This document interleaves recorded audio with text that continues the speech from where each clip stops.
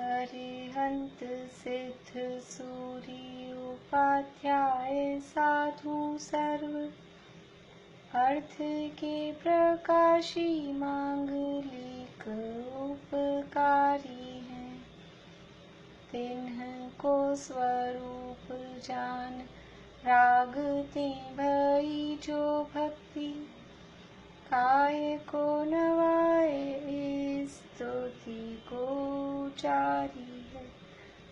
धन्य धन्य तिन्हीं के काज सब आज भय, कर जोरी बार बार वंदना हमारी है। मंगल कल्याण सुख ऐसो हम चाहत हैं, हो मेरी ऐसी दशा जैसी तुम धारी है। हो मेरी ऐसी दशा जैसी तुम धारी है। मंगलमय मंगल करण, वीत राग विज्ञान, नमो ताहि जाते भई अरहंतादि महान। करि मंगल करियो महा, ग्रंथ करन को काज, जाते मिले समाज सब, पावे निज पद राज। बहुविधि मिथ्या गहन करी, मलिन भयो निज भाव, ताको होत अभाव है, सहज रूप दर्शाव, सहज रूप दर्शाव।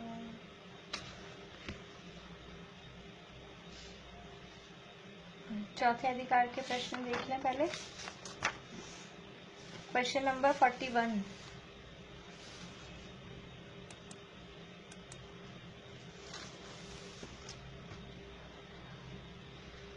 पेज नंबर 80 है। जानने की मुख्यता से वर्णन क्यों करते हैं? जानने की मुख्यता से वर्णन क्यों करते हैं? बोली बेला भाभी।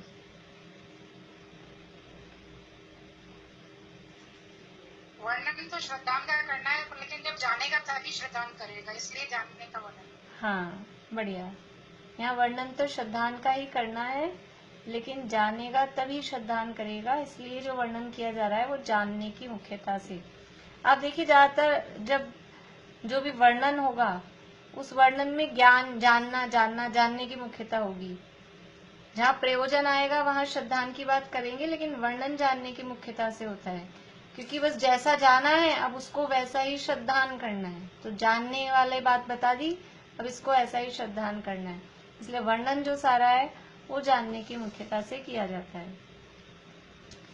संसारी जीवों के मिथ्या दर्शन की प्रवृत्ति कैसे पाई जाती है, मतलब किस प्रकार की पाई जाती है? प्रीति बोलो।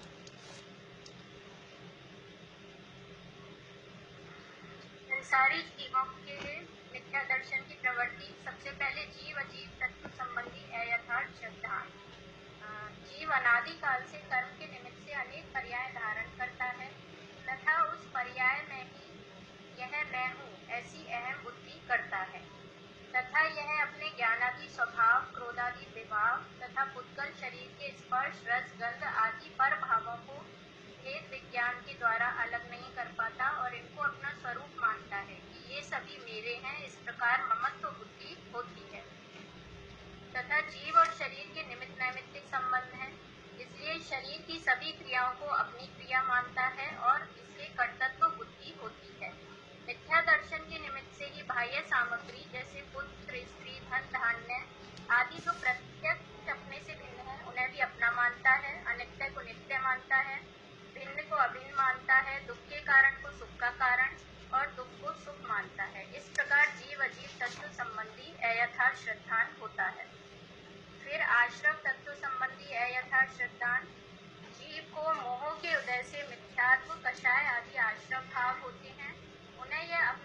भाव मानता है और ये आश्रम भाव वर्तमान तथा आगामी काल में दुख के कारण है ऐसा नहीं मानता तथा व्यर्थ में ही औरों को दुख का कारण मानता है।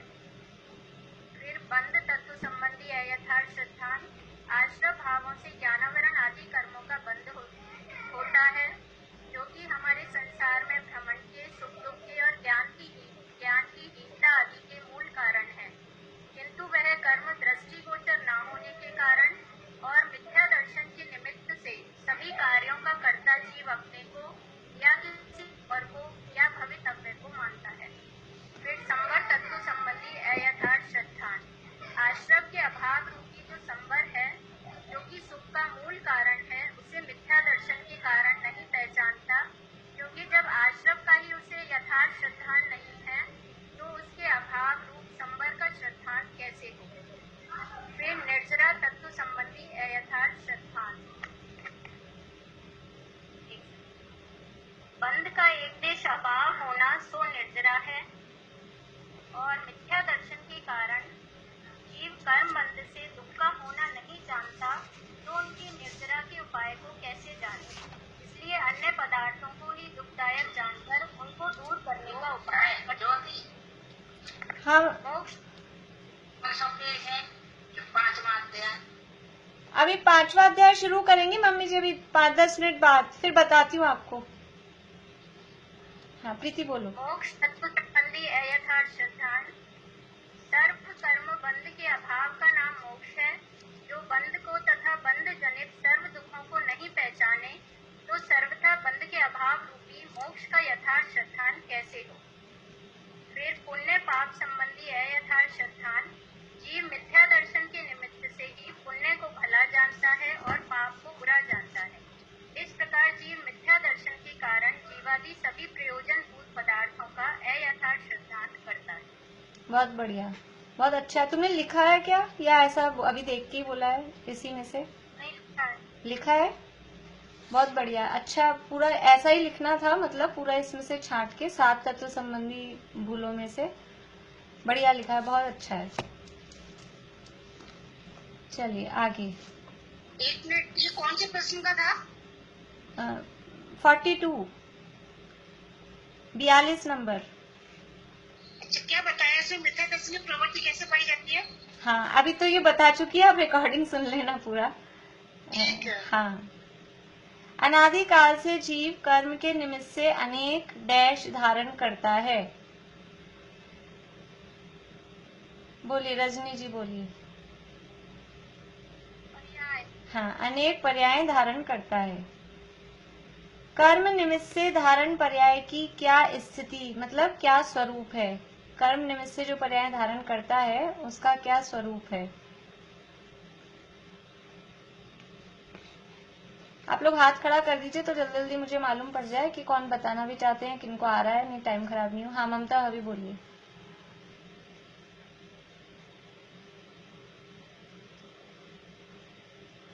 अनादिकाल से जीव है, वह कर्म के निमित्त से अनेक पर्याय धारण करता है।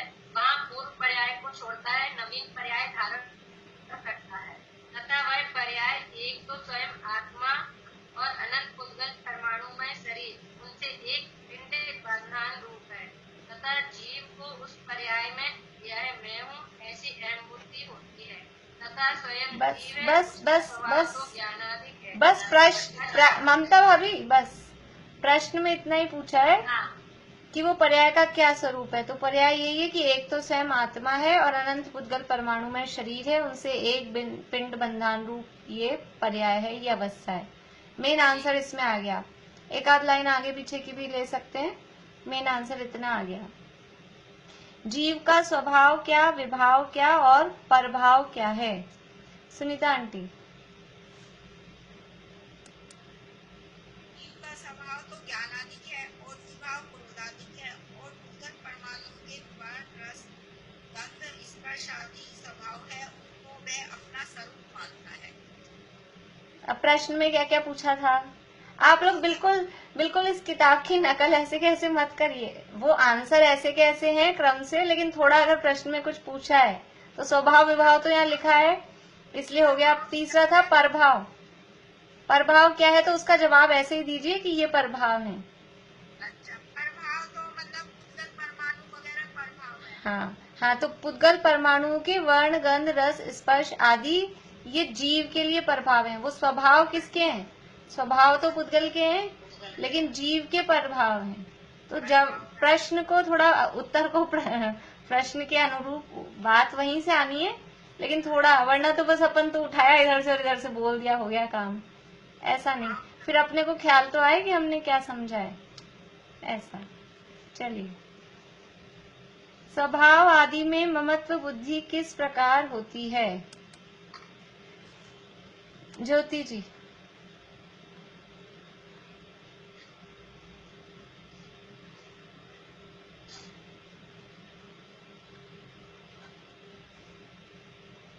बेला भाभी बोलिए। भाभी मैं बोलूं? अच्छा, मेरा म्यूट हो गया, सॉरी सॉरी। बेला भाभी आप बोलिए।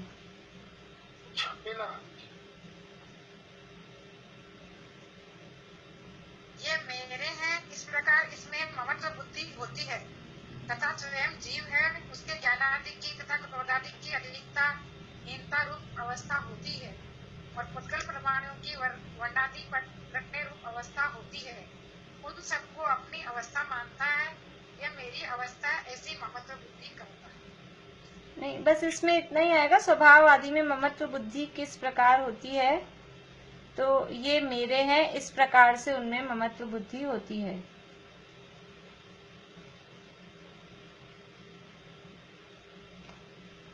हाँ, नहीं पूरा ही आएगा, फिर वो अगला दूसरा है, पूरा आएगा। स्वभाव आदि में ममत्व बुद्धि किस प्रकार होती है, तो पूरी बात आएगी इसमें, ठीक है।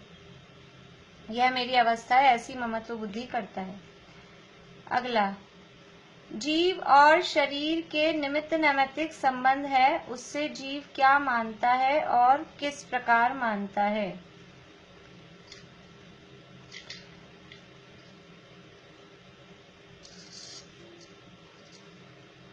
रजनी जी बोलिए।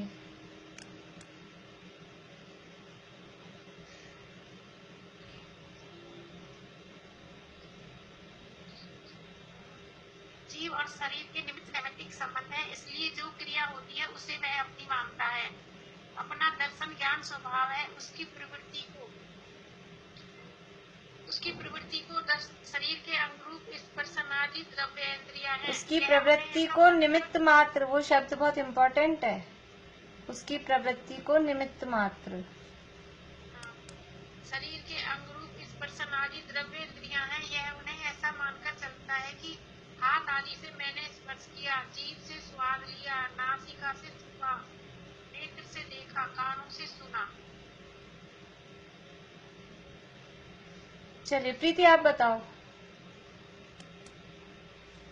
हाँ, जीव और शरीर के निमित्त नैमित्तिक संबंध है, इसलिए शरीर की सभी क्रियाओं जैसे द्रव्येंद्रिय की क्रियाएं जैसे स्पर्श करना, देखना, सूंघना, मन द्वारा ज्ञान करना तथा पुष्कर वचन रूप बोलना तथा गमन आदि क्रियाएं करना, इन सभी शरीर की क्रियाओं को अपनी मानता है कि यह मैंने किया है तथा जीव के कषाय भाव के अनुसार शरीर चेष्टा हो जाती है, जैसे क्रोधादि होने पर नेत्र का लाल होना, उन सभी कार्यों को अपना मानता है।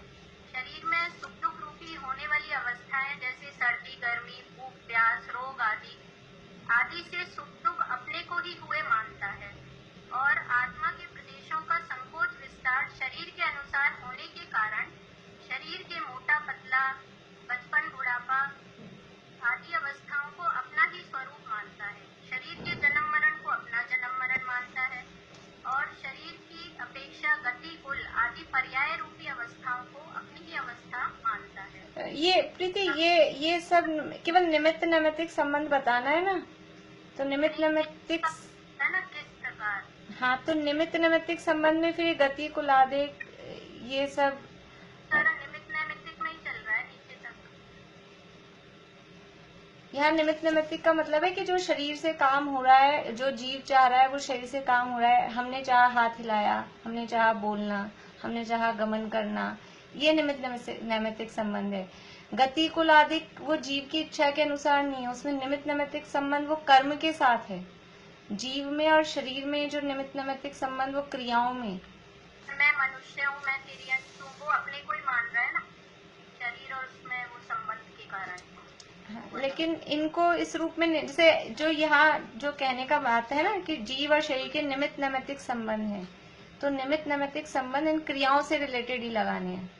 तो ये पांचों इंद्रियों संबंधी जो क्रिया है, बोलने की क्रिया है, चलने उठने बैठने की क्रिया है, और यहाँ तक भी ले सकते हैं कि कषाय भाव में जो हुई, गुस्सा किया तो शरीर आंखें लाल होगी, चेहरे पे उस तरह के एक्सप्रेशन आएंगे, यहाँ तक निमित्त नैमित्तिक संबंध लेना। पर ये जो गोत्र कर्म के उदय आदि जो बातें हैं उसको जीव और शरीर का निमित्त नैमित्तिक संबंध उसको नहीं कहेंगे। वो फिर मानता है उसके हिसाब से वो है बात, लेकिन वो और थोड़ा समझ लो एक स्टेप और आगे का निमित्त हो जाएगा। तो यहीं तक लेना है इसको, कषाय भाव हो और उनकी चेष्टा के अनुसार वो शरीर की प्रवृत्ति हो जाती है, उतना ही। मोटा पतला होना ये सब नहीं आएगा? मोटा पतला होना भी ये जीव की इच्छा के अनुसार नहीं है। यहाँ जीव और शरीर के निमित्त नैमित्तिक संबंधों में केवल जो क्रियाएं हो रही है ना, वो क्रियाओं को निमित्त नैमित्तिक संबंधों में लेना है। जैसे कि ये जो यानी जीव अजीव तत्व संबंधी अयथार्थ श्रद्धान में ऐसा क्यों हो रहा है?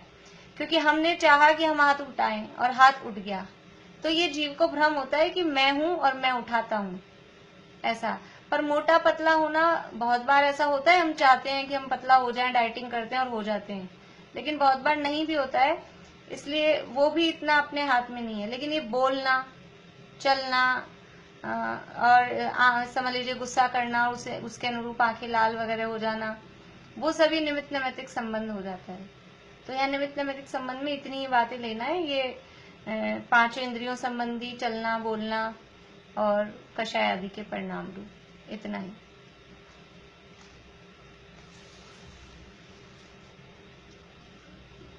तो उनसे जीव क्या मानता है? जीव ये मानता है कि ये सब मैंने किया, ये मैं करता हूँ, ये उसकी मान्यता है। वो उदाहरण देके इसमें थोड़ा थोड़ा शॉर्ट में अपने को लेना है। चलिए बढ़िया। ज्ञान दर्शन स्वभाव की प्रवृत्ति के लिए इंद्रियां क्या हैं? बोलिए मोना भाभी। अभी इसका आंसर वापस पीछे, अपन ये तो थोड़ा आगे तक बढ़ गए, ये बड़ा था, वापस पीछे वाले पैराग्राफ पे आएंगे। ज्ञान दर्शन स्वभाव है, उसकी प्रवृत्ति। बोलिए, आप बोलिए। दर्शन ज्ञान स्वभाव है, इसी पैरा में आ जाएगा। हाँ, दर्शन ज्ञान स्वभाव है, उसकी प्रवृत्ति को निमित्त मात्र शरीर के अंग रूप स्पर्श आदि जब इंद्रियां हैं। हाँ। यह उन्हें एक मानकर प्रश्न क्या है? प्रश्न क्या है अपना? प्रश्न ये है ना, ज्ञान दर्शन स्वभाव की प्रवृत्ति के लिए इंद्रियां क्या है? हाँ, तो जवाब कितना आएगा? निमित्त मात्र हैं। जवाब इतना है केवल कि निमित्त मात्र हैं, बस। अच्छा, उसको एक्सप्लेन नहीं करना। जीव की जानने की प्रवृत्ति किस प्रकार होती है? जीव की जानने की प्रवृत्ति किस प्रकार होती है? मीना चाची, आप बताएंगे?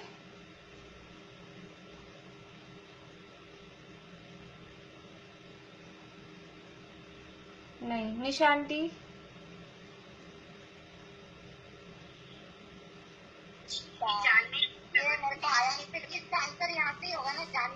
रुकिए मीना चाची, निशा आंटी बता रहे हैं। हाँ, बोलिए निशा आंटी। जीव की जानने की प्रवृत्ति मनोवर्णा रूप 8 पंखुड़ियों के फूले कमल के आकार रूप जो हृदय स्थान में द्रव्य मन है, हालांकि वो दृष्टिगम्य नहीं होता है, पर वो शरीर का अंग है और उसी के निमित्त से स्मरणादिक रूप ज्ञान की प्रवृत्ति होती है, वही इसकी जानने रूप प्रवृत्ति है। अतः यह द्रव्य मन को और ज्ञान को एक मानकर ऐसा मानता है कि मैंने मन से जाना। हाँ, अनीता आंटी, आप और कुछ बताएंगे? चलिए मैं ही बोलती हूँ। इसमें ये भी आएगा, जानने की प्रवृत्ति पूछ रहे हैं। जानना अकेला मन से नहीं है, आंख नाक कान से भी जानना हो रहा है, तो ऊपर से आएगा पूरा, ऊपर से आएगा पूरा। हाँ, कि अपना ज्ञान दर्शन स्वभाव है, उसकी प्रवृत्ति को निमित्त मात्र शरीर के अंग रूप जो द्रव्येंद्रियां हैं उन्हें एक मानकर ऐसा मानता है यानी है तो अपना स्वभाव ज्ञान दर्शन, और उसकी प्रवृत्ति किसके माध्यम से हो रही है? जानना देखना अपना स्वभाव है, लेकिन उस स्वभाव की प्रवृत्ति, वो स्वभाव को जो परिणमन हो रहा है वो इंद्रियों के माध्यम से होता है। अभी स्थिति ऐसी है कि अपना खुद का, मन और इंद्रियों के माध्यम से। हाँ, अपनी खुद की चीज है, लेकिन अपन अपने अकेले अपन उसको यूज नहीं ले सकते, उसको इंद्रियों के और मन के माध्यम से यूज लेना पड़ेगा। तो ये जो माध्यम से यूज ले रहे हैं, तो क्या समझ रहे हैं कि मैं उसी से जान रहा हूँ, मैं मन से जान रहा हूँ, मैं आंख से देखता हूँ, मैं कान से सुनता हूँ। इस प्रकार से वो मानता है और इस प्रकार से वो प्रवृत्तियां होती है। बोलने की क्रिया किस प्रकार होती है? बोलिए अनीता आंटी, बोलिए, अनम्यूट कर लीजिए।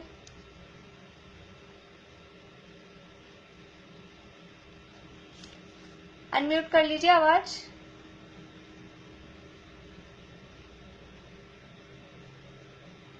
चलिए चमेली आंटी बोलिए। अब हो गया। हाँ बोलिए, तो बोलिए। होने रहा। हाँ बोलिए। जब अपने को बोलने की इच्छा होती है तब अपने प्रदेश को जिस प्रकार बोलना बने उस प्रकार हिलाता है। तब एक क्षेत्र संबंध के कारण शरीर के अंग भी हिलते हैं। उनके निमित्त से भाषा रंगना रूप उद्गल बनकर रूप परिणमित होते हैं। यह सबको एक मानकर ऐसा मानता है कि मैं बोलता हूँ। हाँ, गमन आदि क्रिया किस प्रकार होती है? बताइए चमेली आंटी। गमन आदि क्रिया की वस्तु ग्रहण आदि की इच्छा होती है, तब अपने प्रदेशों को जैसे कार्य बने वैसे हिलाता है। वहाँ एक क्षेत्र अवगाह के कारण शरीर के अंग हिलते हैं, तब वह कार्य बनता है। अथवा अपनी इच्छा के बिना शरीर हिलता है, तब अपने प्रदेश भी हिलते हैं। ये सबको एक मान के ऐसा मानता है कि मैं गमनादि कार्य करता हूँ, मैं वस्तु का ग्रहण करता हूँ अथवा मैंने किया है, ऐसा मानता है। बढ़िया। डैश के कषाय भाव हो तब डैश की चेष्टा उनके अनुसार हो जाती है। मोना भाभी अब बताएंगे। हाँ भाभी। हाँ, जीव के कषाय भाव हो तब शरीर की चेष्टा उनके अनुसार हो जाती है। हाँ, जी, कषाय भाव होते हैं जीव के, और चेष्टा किसकी हो रही है? चेष्टा हो जाती है शरीर की। कषाय होने पर जीव क्या मानता है? बोली मीना चाची।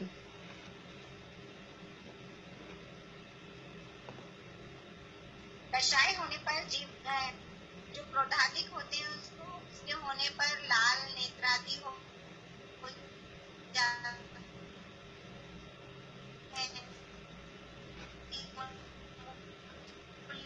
है।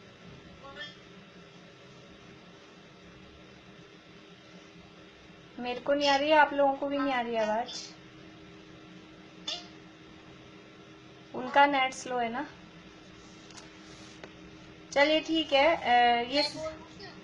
ये सब इनको एक मानकर ऐसा मानता है कि ये सब कार्य मैं करता हूँ। ठीक है। शरीर में शीत उष्ण आदि अवस्थाएं होती है, उसमें जीव क्या मानता है? मनोरमा आंटी बोलिए।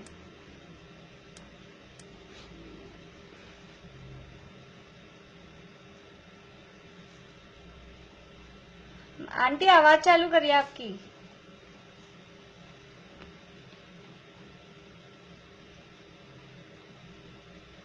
शीत उष्ण प्रेशर रोग इत्यादि अवस्थाएं होती हैं, उनके निमित्त से मनोभाव द्वारा ये सब तो सुख मानता है। इन सब तो यही जान के शीतादि का सुख अपने को ही वो मानता है। हाँ ठीक है।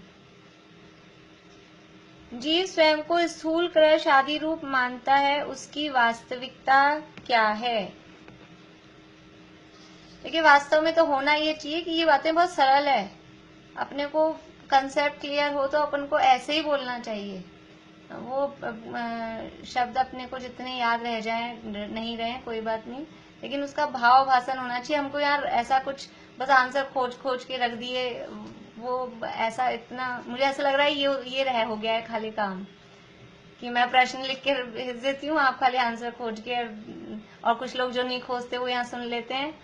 ऐसा नहीं, हमको ये रिवीजन चल रहा है, हमको भाव भाषण होना चाहिए कि ये जो हो रहा है इसमें एक्चुअल में होता क्या है। जो परिस्थितियां बन रही हैं, अब शरीर स्वयं को स्थूलकृत शादी मानता है तो वास्तव में होता तो है शरीर में परमाणु आते हैं, शरीर में परमाणु निकल जाते हैं, तो उससे शरीर मोटा या पतला हो जाता है और मानता है कि मैं मोटा पतला हो रहा हूँ। ये है वास्तविकता कि वो परमाणु आके मिल गए हैं या परमाणु निकल गए हैं। ये तो ऐसे कंसेप्ट क्लियर होने चाहिए कि अपन बिना देखे भी उसका जवाब दे सकें। रट लें सारी बात, ऐसा नहीं है। पढ़ के तो अपन ने रखा ही है, सब देख के तो आए हैं, लेकिन मैं ये नहीं कह रही हूँ कि नहीं देखें, लेकिन ऐसा लगता है मुझे कुछ लोगों के जवाब से कि बिल्कुल बस उधर से देखा इधर देख कर दिया, छुट्टी हो गई। ऐसा नहीं है, ऐसा नहीं होना चाहिए। मतलब हमको कंसेप्ट क्लियर हो रहा है कि नहीं हो रहा है वो हम खुद अपने को जज कर लें। ये तो मैंने बता दिया आपको, इस वाले क्वेश्चन का आंसर तो ये तो हो गया। आगे, गति कुलादि जन्म मरण किसकी अपेक्षा होते हैं, जीव क्या मानता है? बोलिए बेला भाभी। गति कुलादि आदि तरफ शरीर की अपेक्षा होते हैं। उन्हें मानकर कि मैं मनुष्य हूँ, ऐसे मानते हैं मैं तिर्यक जो वैश्य हूँ, ये अच्छे रूप मानता है। हाँ। तथा शरीर का संयोग होने और छूटने की अपेक्षा जन्म मरण होता है। उसे अपना जन्म मरण मानकर मैं उत्पन्न हुआ हूँ या मैं नष्ट हुआ हूँ या मैं मरूंगा, ऐसा मानता है। हाँ, गति कुलादि की सब शरीर की अपेक्षा से, जन्म मरण भी शरीर की अपेक्षा से ही है। और उसको क्या मानता है कि अपना स्वरूप मानता है, मैं ऐसा हूँ, मेरा जन्म हुआ, मैं उच्च कुल वाला हुआ, ऐसा मानता है। अन्य वस्तुओं से नाता किस अपेक्षा मानता है, उदाहरण सहित बताइए। हाँ, पूर्णिमा आंटी बोलेंगे आप?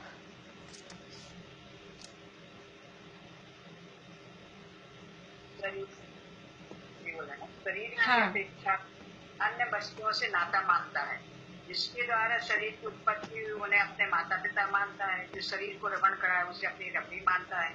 जो शरीर से उत्पन्न हुआ उसे अपना पुत्र मानता है। जो शरीर को उपकारी हो उसे मित्र मानता है। जो शरीर का बुरा करे उसे शत्रु मानता है। इत्यादि जो अवस्था है, शरीर से जो संबंध में जो आते हैं सबसे अपना संबंध मानता है। ठीक है, बढ़िया। अचेत हुआ पर्याय में डैश धारण करता है। मनोरमा आंटी बोलिए। अहम बुद्धि धारण करता है। पर्याय में अहम बुद्धि धारण करने का कारण क्या है? प्रीति बता दो। इस आत्मा को अनादि से इंद्रिय ज्ञान है, स्वयं अमूर्तिक है, वह तो भाषित नहीं होता, परंतु शरीर मूर्तिक है, वही भाषित होता है। आत्मा किसी को आपरूप जानकर अहम बुद्धि धारण करे ही करे, तो जब स्वयं पृथक भाषित नहीं हुआ तब उनके समुदाय रूप पर्याय में ही यह अहम बुद्धि धारण करता है। और अपने को तथा शरीर को निमित्त नैमित्तिक संबंध बहुत है, इसलिए भिन्नता भाषित नहीं होती, तथा जिस विचार के द्वारा भिन्नता भाषित होती है वह मिथ्या दर्शन के जोड़ से नहीं हो सकता, इसलिए पर्याय में ही अहम बुद्धि पाई जाती है। हाँ, बढ़िया। यानी दो मुख्य कारण है पर्याय में अहम बुद्धि का के कि अनादि से एक तो इंद्रिय ज्ञान है, और वो इंद्रिय ज्ञान से वो मूर्तिक को ही जान सकता है, और आत्मा तो अमूर्तिक है और शरीर मूर्तिक है, तो शरीर ही दिखाई दे रहा है अनादिकाल से, इसलिए इसी को अपना मान रहा है। जो दिख रहा है उसी को अपना मान रहा है। जैसे ऐसा होता है ना, कोई बच्चे को जन्म से जो दिखाए, वो शेर था और वो किनके झुंड में बचपन से शेर का बच्चा, और समझ लीजिए बकरियों के झुंड में या गीदड़ों के झुंड में वो चला गया, तो अब वो उनको वही दिख रहे थे उसको आसपास, तो वो समझ रहा था मैं भी ऐसा ही हूँ। तो अनादिकाल से यही दिख रहा है, इसलिए इसमें अहम बुद्धि है। एक तो ये पॉइंट, और दूसरा ये कि अपने को और शरीर को निमित्त नैमित्तिक संबंध बहुत है। जैसा अपन चाहते हैं, जैसा बोलते हैं, जैसा सोचते हैं, वैसा शरीर में हो जाता है। तो अपने को और शरीर को निमित्त नैमित्तिक संबंध, ये निमित्त नैमित्तिक संबंध होना, ये पर्याय में अहम बुद्धि होने का एक बड़ा कारण है। यदि निमित्त नैमित्तिक संबंध नहीं हो तो बुद्धि ठिकाने आए समझ में आ जाएगी, ऐसा नहीं होता है। इसीलिए बड़े पंडित जी साहब के बोलों में कहीं आता है कि पुण्य के उदय वालों को खतरा ज्यादा है, पाप के उदय वालों को तो समझ लो कि आसानी है, क्योंकि उनको समझ में आता है। वो चाहते हैं हाथ उठे और हाथ नहीं उठ रहा है, तो उनको भेद विज्ञान के अवसर ज्यादा है, उनको साफ साफ समझ में आ रहा है। लेकिन जिनका ऐसा पुण्य का उदय है कि जो चाहते हैं वही होता है, जो बोले, जो सोचे, जो कहे, तो उनको तो भेद विज्ञान होना बड़ा दुर्लभ है, बहुत मुश्किल है। इसलिए पुण्य के उदय से पाप का उदय भला है, जो कम से कम भेद विज्ञान तो होने देता है, ऐसा कहा जाता है। आज तो बहुत टाइम लग गया अपने को इनमें, बस ये लास्ट क्वेश्चन करते हैं। अनादि से आत्मा को शरीर ही भासित क्यों होता है? अनादि से आत्मा को शरीर ही भासित क्यों होता है? चलिए कौन बता देंगे फटाफट से? हाँ बोलिए आंटी, बोलिए पूर्णिमा आंटी बोलिए। वहाँ आप आत्मा के और शरीर के निमित्त नैमित्तिक संबंध खड़े हैं, इसलिए भिन्नता भाषित नहीं होती है, तथा जिस विचार से भिन्नता भाषित होती है वह मिथ्या दर्शन के दोष से हो नहीं सकता, इसलिए पर्याय असमान जाति पर्याय में ही आप पाई जाती है।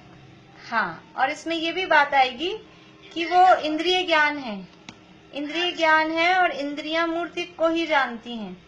यहाँ ये बात नहीं लिखी है, लेकिन अपने को ये बात अलग से अपने मन से भी लिखनी चाहिए कि अनादि से इंद्रिय ज्ञान है और शरीर मूर्ति के और ज्ञान इंद्रिय ज्ञान है, तो वो इंद्रियां मूर्ति को ही जानती है, इसलिए अनादि से शरीर ही भाषित होता और कुछ समझ में ही नहीं आता, क्योंकि जो ज्ञान है वो जिसको जान सकता है वो ही दिखता है, अंदर उस ज्ञान की पहुंच ही नहीं इंद्रिय ज्ञान की, इसलिए अनादि से शरीर ही भाषित होता है। और वो निमित्त नैमित्तिक संबंध तो है नहीं, निमित्त नैमित्तिक संबंध तो है ही, और वो भिन्नता भाषित इसलिए नहीं होती है।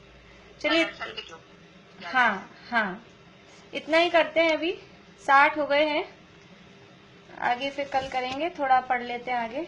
पांचवा अधिकार पेज नंबर 96, 96 नंबर पेज।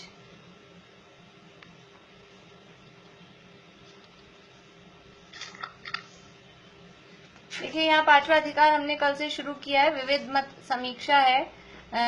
अनेक प्रकार के जो मिथ्या मत चल रहे हैं वहाँ कैसी कैसी मान्यता है, किस किस प्रकार की उल्टी मान्यता है, ग्रहित मिथ्यात्व का वर्णन यहाँ से शुरू कर रहे हैं। सीधे सीधे शब्दों में कहें, अभी तक जो किया था वो अग्रहित मिथ्यात्व का वर्णन था।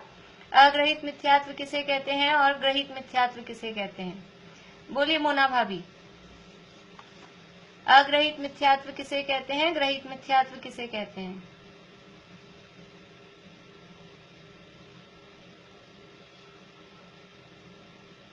भाभी म्यूट है आप।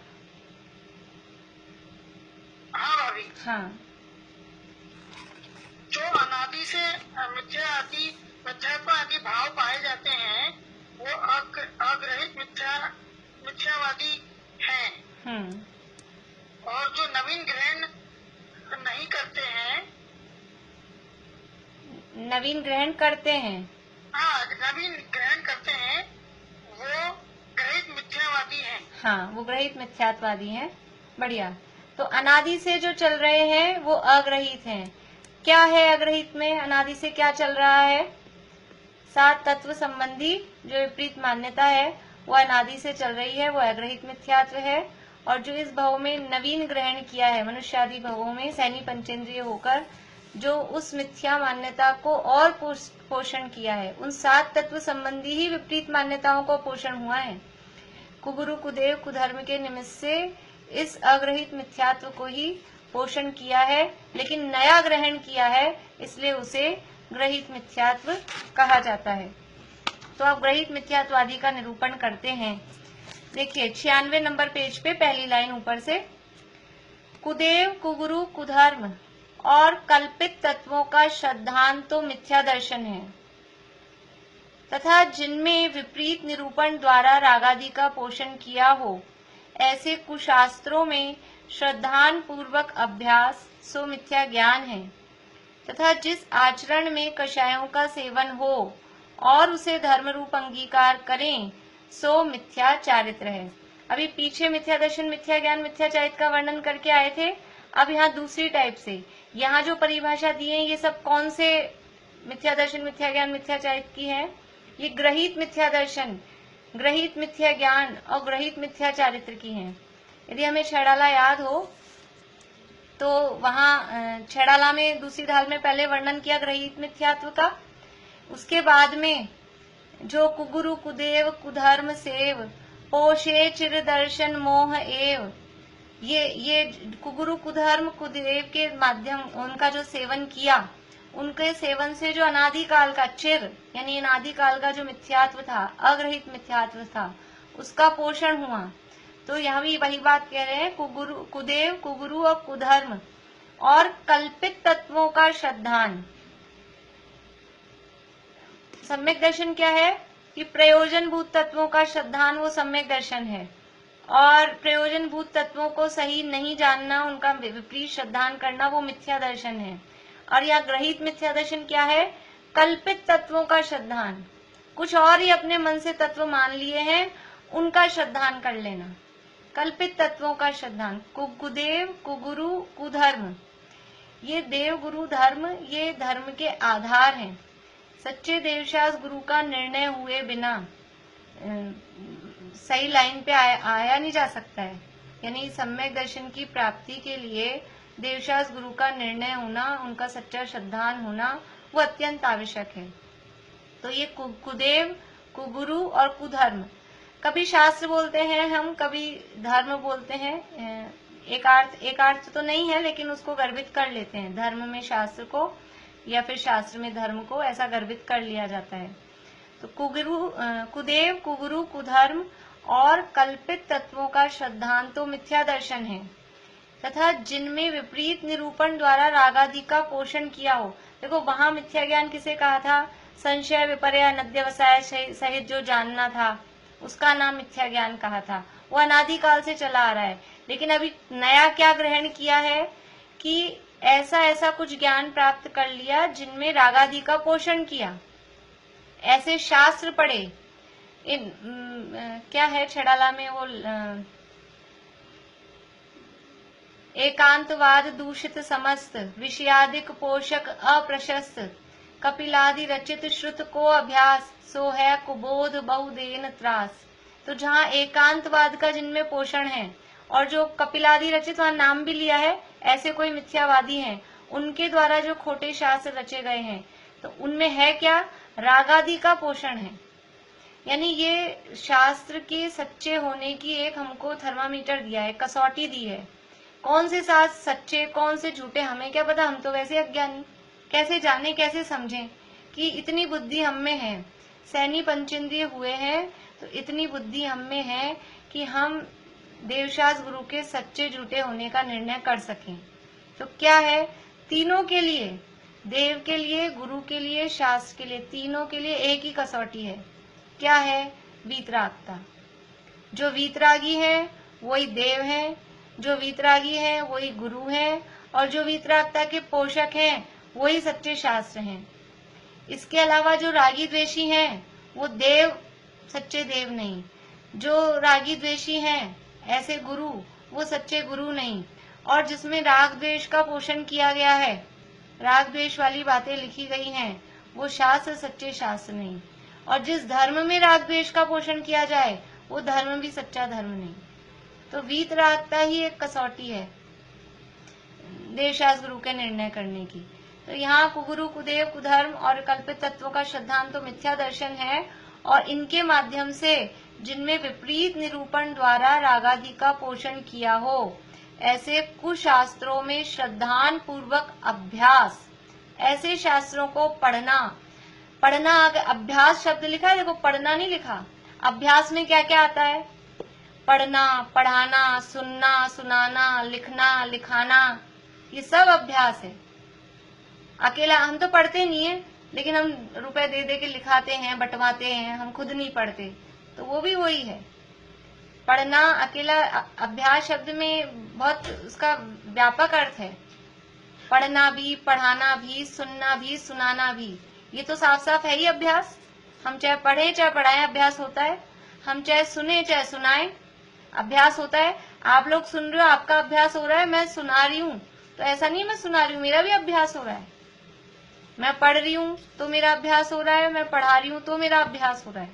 तो ये सब अभ्यास है। इसके अलावा लिखना या दूसरे से लिखाना, ये भी अभ्यास है।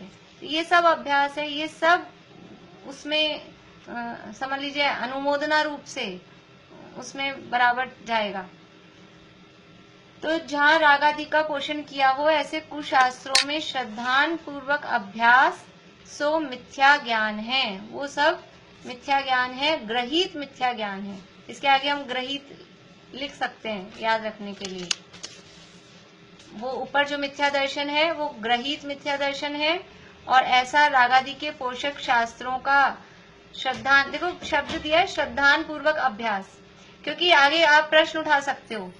टोडरमल जी साहब इस अध्याय में बहुत सारे अन्य मतों के शास्त्रों के रेफरेंस देंगे, तो वहां हम आपको बताएंगे कि वो रेफरेंस कैसे दे सकते हैं, कि जब तक उन्होंने पढ़ा नहीं होगा बिना पढ़े रेफरेंस कोई दे सकता है।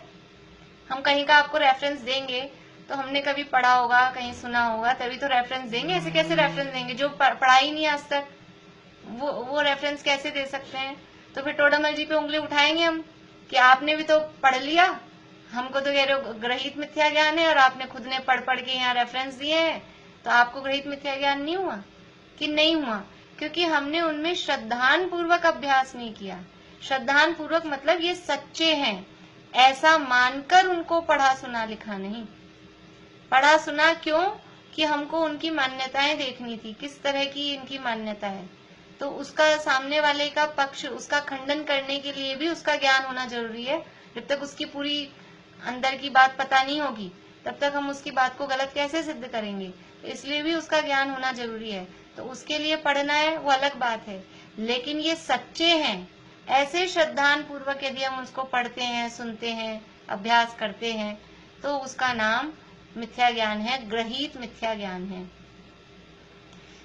तथा जिस आचरण में कषायों का सेवन हो और उसे धर्म रूप अंगीकार करें सो मिथ्या चारित्र है। जहाँ का देखो अनादिकालीन जो मिथ्या चारित्र था वहाँ इष्ट अनिष्ट की मान्यता, इष्ट अनिष्ट की मान्यता कषायों की प्रवृत्ति रूप थी। कोई पदार्थ इष्ट लग रहे थे, कोई पदार्थ अनिष्ट लग रहे थे। अब यहाँ क्या है कि कषायों के सेवन में धर्म मानकर, वहां धर्म बुद्धि नहीं थी। वहां जो हम पंचेंद्रिय के विषयों का सेवन कर रहे थे, या किसी को अच्छा किसी को बुरा, ये रंग अच्छा ये रंग खराब, इसका मकान का रंग खराब इसके मकान का रंग अच्छा, ये जो भी कर रहे थे, ऐसा जो भी विचार हो रहा था, ये जो भी प्रवृत्ति चल रही थी कषायों की, उसमें धर्म बुद्धि नहीं थी। अभी यहाँ क्या है कि यही राग द्वेष की प्रवृत्ति में धर्म बुद्धि, उसको धर्म रूप अंगीकार करना, कषायों के सेवन में धर्म की बुद्धि होना, उसका नाम ग्रहित मिथ्या चारित्र है। इन जुत विषयानी में जो प्रवृत्तता को, ये तो नहीं ग्रहित का है, ग्रहित वाली क्या लाइन है, एकदम से बीच में से याद नहीं आ रही, अभी देख लेना। वहाँ छेड़ाला में वो इसी तरह से विषयों की प्रवृत्ति रूप जो प्रवृत्ति है, उसको धर्म रूप अंगीकार करना, उसको धर्म मानना, वो मिथ्या चारित्र है। चारित्र के अंतर्गत प्रवृत्ति को लिया गया। यहाँ कषायों का तो है ही साथ में चारित्र मोहिनी के उदय से, लेकिन उन कषायों के सेवन को धर्म बताना, कषायों में धर्म बताना, वो ग्रहित मिथ्या चारित्र यहाँ कहा गया है। अब इन्हीं को विशेष बतलाते हैं। देखो पढ़ लेते हैं, फिर इसकी बात और कल भी करेंगे अपन, अभी तो टाइम आज अपना हो गया है थोड़ा। इंद्र, लोकपाल इत्यादि तथा अद्वैत ब्रह्म, राम, कृष्ण, महादेव, बुद्ध, खुदा, पीर, पैगंबर इत्यादि तथा हनुमान, भैरव, क्षेत्रपाल, देवी, दहाड़ी, सती इत्यादि तथा शीतला, चौथ, सांझी, गणगौर, होली इत्यादि तथा सूर्य, चंद्रमा, ग्रह, औत, पितृ, व्यंतर इत्यादि। यानी किस किस को ये सारे नाम पता हैं? इतने पढ़े, अभी तो आधे ही पढ़े हैं अपन ने, पूरे नहीं हुए। कितने डीप स्टडी मतलब पंडित जी साहब की है, एक एक को चुन चुन के रखा है, किस किस की कौन कौन सी मान्यता है, किस किस को मानते हैं। बहुत कुछ तो है, जयपुर में चलती है ज्यादा, मुझे नहीं पता उधर एमपी साइड में भी ये सब चलते हैं क्या। जयपुर में तो बेला अभी की गर्दन हिल रही है, जयपुर में बहुत चलती है ये सारी चीजें। लेकिन फिर भी और जैसे औत क्या होता है, पितृ तो सुना है, कितनी तरह की चीजें हैं। गाय, सर्प इत्यादि, अग्नि, जल, वृक्ष इत्यादि तथा शस्त्र, दवात, बर्तन इत्यादि अनेक हैं। उनका अन्यथा श्रद्धान करके उनको पूजते हैं और उनसे अपना कार्य सिद्ध करना चाहते हैं, परंतु वे कार्य सिद्धि के कारण नहीं हैं। इसलिए ऐसे श्रद्धान को ग्रहित मिथ्यात्व कहते हैं। ये कह रहे हैं, ऊपर जो बात बताई ना ग्रहित मिथ्यात्व की, उसका विशेष बता रहे हैं कि कुदेव, कुगुरु, कुधर्म, कल्पित तत्व, ये सारे हैं। इतना सारा ये डिटेल खोला उसका कि क्या क्या है। इंद्र को मानना, इंद्र को देवता मानना।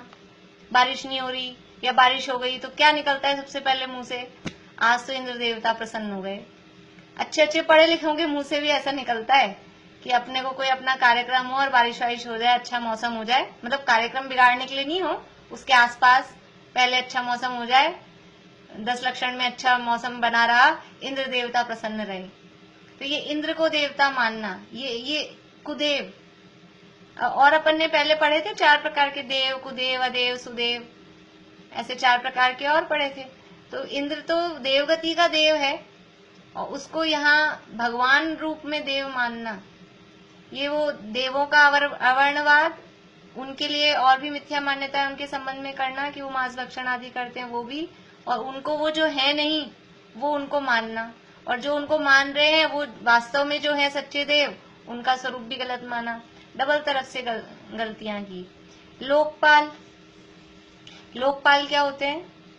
लोकपाल भी होते हैं, स्वर्ग में इंद्र के लोकपाल होते हैं 4, कुबेर, यम, वरुण, सोम और कुबेर, ये 4 लोकपाल होते हैं। लोकपाल का मतलब है उनके पुलिस टाइप के, ऐसे कोतवाल जैसे। और यहाँ लोकपाल किसको मानते हैं? क्षेत्रपाल को लोकपाल मानते हैं। क्षेत्रपाल, लोकपाल मतलब वही क्षेत्रपाल भी तो बॉडीगार्ड जैसे बाहर दरवाजे पे बिठा देते हैं, तो उनको पूजते हैं। ऐसी ऐसी मान्यता है, ये उनको देव मानना। इंद्र, लोकपाल इत्यादि, अद्वैत ब्रह्म, राम को मानते हैं तो क्या गलत करते हैं?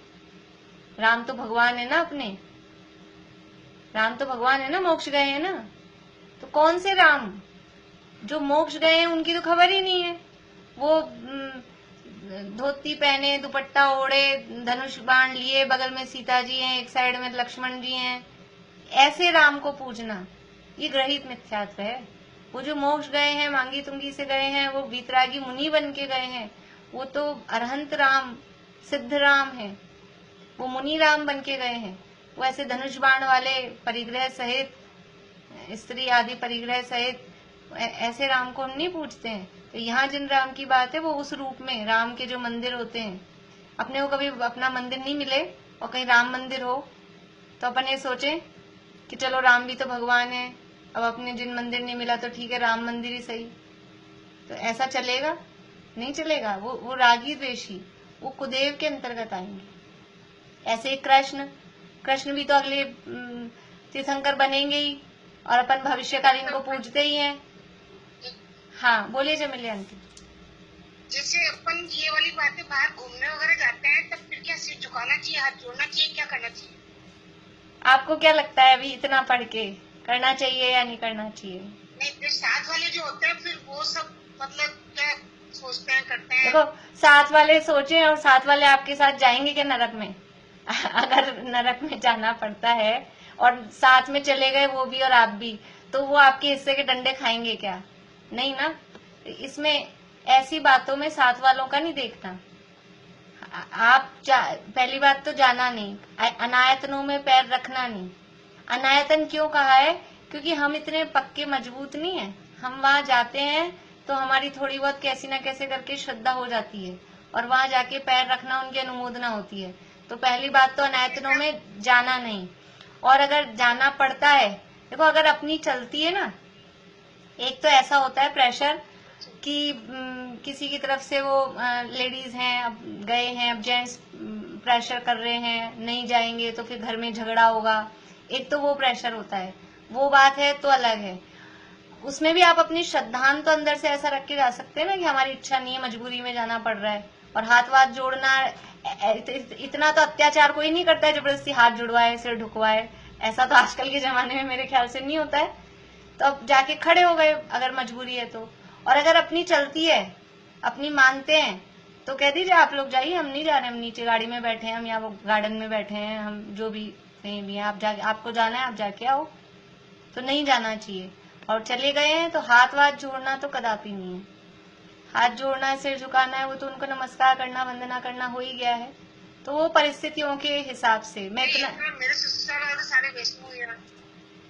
हाँ तो वो परिस्थिति हो गई ना आपकी। अगर ऐसा है, और अब जैसे आप इतने बड़े हो गए, अब आपकी थोड़ी आप बोल दोगे तो चल जाएगी, भी तो नई नई शादी हो क्या है, एक वो बात होती है और फर्क पड़ जाता है ना उस चीज का।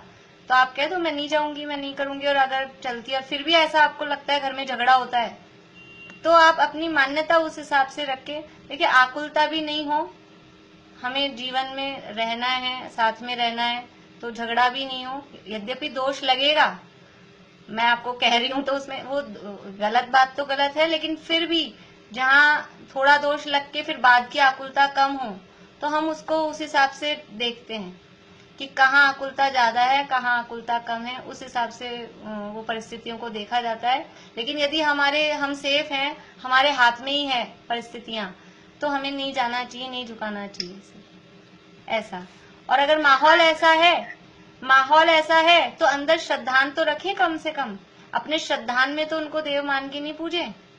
कम से कम इतना तो अपन कर ही सकते ना। श्रद्धान पे तो दूसरे का किसी का जोड़ नहीं है, वो तो अपने अंदर की चीज है।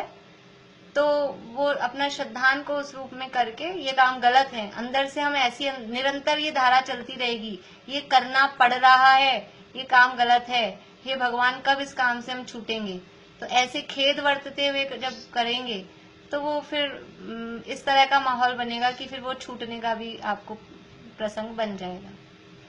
ऐसा क्योंकि ऐसे वो होता है ना, ऐसे जस्ट देखने के लिए कुछ जैसे होते हैं ना, बाहर तो बहुत होती है, चर्च वगैरह होते हैं ऐसे, तो जो दार्शनिक स्थल बोलना चाहिए, तो वो देखने ऐसे जाना चाहिए, नहीं जाना चाहिए, मतलब कुछ कर नहीं रहे वहाँ, जैसे क्यों कभी जाते हैं बाहर तो बहुत होते ही है ना ये। हाँ वही बात है। तो बात तो वही है तो अनायतन ही। और आप देखने क्यों गए हो, आपको राग है ना देखने का। देखो वहां जाके हम कभी तो पता है राग भी नहीं होता, बस ऐसे जैसे है ये ऐसा अपने को लगता है, बिना उसके नहीं जाया जाता है। और फिर वो उनके अनायतन है, वहां जाकर हम उनको मतलब देख के और उनकी प्रशंसा का भाव या कुछ भी इस तरह का आता ही है मन में। और दोष तो लगता है। ये अपने 7वें अध्याय में सम्यक दर्शन के अतिचारों में अन्य दृष्टि, प्रशंसा, संस्तव, इस तरह के तो अतिचार हैं। हाँ बोलो स्वाति। जैसे बिरला मंदिर है अपने पास में, अपन घूमने चले गए, मतलब घूमने के नाम पे अपन को हाँ तो घूमने जाना है तो मोती पार्क चले जाओ, क्यों बिरला मंदिर जाते हो। वही मतलब नहीं जाना। हाँ आप घूमने जाने के नाम पे आपको बिरला मंदिर क्यों मिल रहा है, और जगह नहीं है। जो साईं बाबा है, वो साईं बाबा कोने में उस पर बिरला मंदिर तो घूमने नहीं जा रहे। हाँ बिरला मंदिर तो वो तो स्पेशल जैसे घूमने का प्लेस ही बन गया है। हाँ। ना फिर कुछ जगह तो ऐसी होती है वहाँ टिकट भी लगते हैं, एंट्रेंस टिकट लगते हैं, तो आप वहाँ अपना यानी पैसा देके अनुमोदना फिर लगी रही है। जैसे हमें चिड़ियाघर जाना चाहिए कि नहीं, जू। अभी छोटे बच्चे होते हैं उनको दिखाने के लिए जाते हैं, वो एक समझ लो वो भी बहुत नहीं बने तो नहीं जाना चाहिए। आजकल तो टीवी में सुविधाएं, उसी में चिड़ियाघर दिखा दो बच्चों को। लेकिन अब वहां जाके चिड़ियाघर में हम जो टिकट देते हैं जू में, वो टिकट का जो पैसा दे रहे हैं वो किस काम आएगा। वहां पे सारे नॉनवेज, वो मांसाहारी जंगली जानवर हैं। पालतू पशुओं को तो चिड़ियाघर में रखेंगे नहीं, कोई गाय बैल को जो शाकाहारी होंगे। तो वो उनका भोजन किस पैसे से आता है, वो जो अपन टिकट दे रहे हैं उसी पैसे से तो उनका भोजन आ रहा है। तो इसलिए मतलब थोड़ा बारीकी से सोचना है कि वाली बात है। जो ऐसी जगह है जहाँ टिकट लगता है, मंदिर भी हैं। हाँ बोलो बेला भाभी। एक मैं बहुत दिन से सोचने लगी थी, हम मांसाहारी नहीं है, पर हाथ में उंगली में चोट लग गई और खून आ गया, और वो इतनी गंदी आदत है, सीधा मुंह में ले लेते हम लोग। और वो मतलब तो वो मांसाहार का दोष है ना, वो खून हम पी रहे हैं। ऐसा ले तो लिया और उसके बाद मेरे को एकदम से क्लिक हुआ ये बात, मतलब आज तक कभी नहीं हुआ था, पर पढ़ने के बाद हुआ ये चीज कि भाई ये क्या हुआ, ये गलत काम है। ये इस नेल बाइट करना या स्किन खा जाना थोड़ी बहुत, या खून अंदर के अंदर पी जाना, ये सब मांसाहार का दोष है। त्रसजीव है मांस इसमें, स्किन में, खून में। ये पहले भी एक बार बात आई है अपनी, उंगली चूसना ये गलत है, मांसाहार का दोष है इसमें। ये बाहर ना चर्च वगैरह तो पता है ऐसे रहते हैं, मतलब कि मुझे तो कभी लगता भी नहीं अंदर जाके कि मैं तो मतलब ऐसे चले जाते हैं तो देख कर ऐसे, वो लोग ना तो शूज निकलवाते हैं, जैसे ऐसे नॉर्मल जगह होती है ना। मुझे तो कभी लगता ही नहीं कि वो कभी पूजनीय स्थल भी है किसी का भी, मतलब पता नहीं, वो तो बहुत पुराने से ऐसे पड़े हुए हैं कि बस, तो कभी लगा भी नहीं देखिए, अंदर देखने की अपनी जिज्ञासा अपनी ही है, वो उतना राग हुए बिना जाया नहीं जाता। अगर अपने को क्यों है जाने का राग, पर मैं कभी बस फीलिंग से भी नहीं जाती, सच वो बताऊं। अब बस ऐसे ही जैसे रास्ते में आ गए तो फिर रास्ते में अपने जयपुर में ऐसी स्थिति है, सिटी में चले जाओ तो रास्ते में इतने जिन मंदिर हैं, वहां अपने को विचार नहीं आता है कि मंदिर आ गए तो आमने सामने इधर उधर। शहर में तो ऐसी हालत है, फिर वहां तो जल्दी रहती है, टाइम नहीं है, एक मंदिर के दर्शन करने नहीं रुकते। तो ये तो अपना वो रहता है, लेकिन कोशिश करें, अभी पता लग गया तब कोशिश करें कि वास्तव में वो जाने की जगह नहीं है, जाने के स्थान नहीं है। और एक बार देख ली, बहुत जिज्ञासा हुई चर्च कैसी होती है, तो एक बार देख ली, अब समझ में आ गई, तो अब तो वो जिज्ञासा भी नहीं रहनी चाहिए कि कैसी होनी। नहीं है, मुझे सच में बिल्कुल हाँ, होती नहीं। वो तो कभी होता ना कि चलिए निकली और वहाँ इतने सारे चर्चेस हैं कि वो एक बहुत टाइम हो गया। ये तो अभी अपना 5वां अध्याय शुरू हुआ है, अभी तो इसमें तो छठा आएगा ना, तो और छठे में तो यही बातें आने वाली है सारी, ऐसे ही डिस्कशन चलेगा। शेम बोध ये सब सारा जो हमने समय में पढ़ा वही सारा सब इसमें है क्या चीज? सांख्य मत वगैरह जो हमने पढ़े थे उसमें। हाँ, उसी का जैसा इसमें आएगा। हाँ, वैसा ही आएगा। चलिए जिनवाणी स्तुति करते हैं।